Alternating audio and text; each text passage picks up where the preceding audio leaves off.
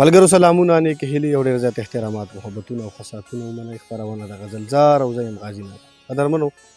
دا ځای او دا علاقه ډېره زیاته ښکلې ده دا سیمه هر څومره که ښایست لري قدرتي نو بل طرف ته موږ سره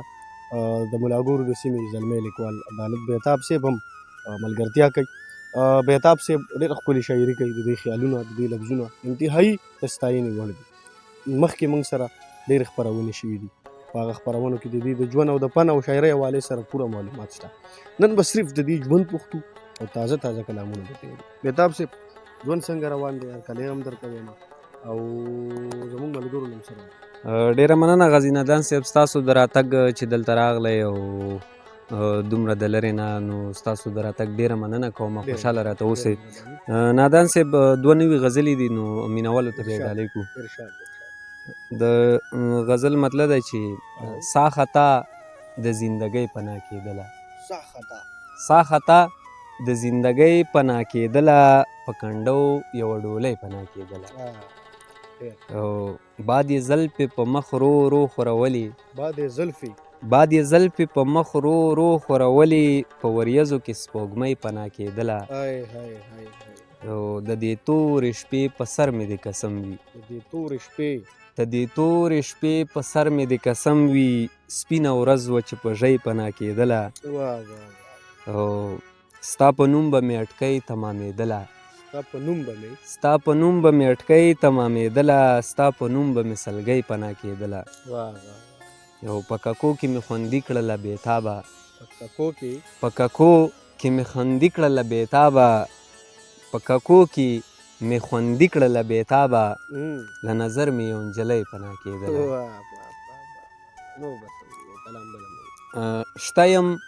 او که نشته یم خبر نه یم له ځانه شته یم او که نشته یم خبر نه یم له ځانه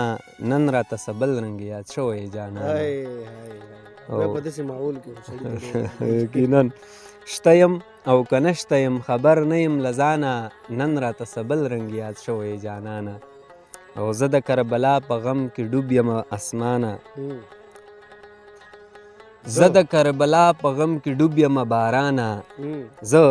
د کربلا په غم کې ډوب یم بارانه وازه خوله تر تا لاندې ولاړ یم اسمانه او یو او بل نیولي دلته هر چا له ګریوانه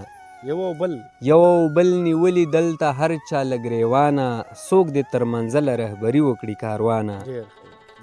څنګه په پرده کې دې بې سوره کړم نادانه څنګه په پرده کې دې بې سوره کړم نادانه څومره په پرده کې مې ساتلی وي خفګانه او شپه ده او په لویه لار کې ناست یمه حیرانه شپه ده او په لویه لار کې ناست یمه حیرانه تا ته خو زما د طبیعت پته ده ارمانه او غشي د کاږه دي خو نیغ وځي لکه مانه غشي د کاږه دي خو نیغ وځي لکه مانه زړه څنګه څوک روغ وساتي داسې په اسانه مقصد دی چې دا به وي دروغ چې یار په ده شو مهربانه دا به وي دروغ چې یار په ده شو مهربانه دا به وي رښتیا چې بېتاب مړ دی له هجرانه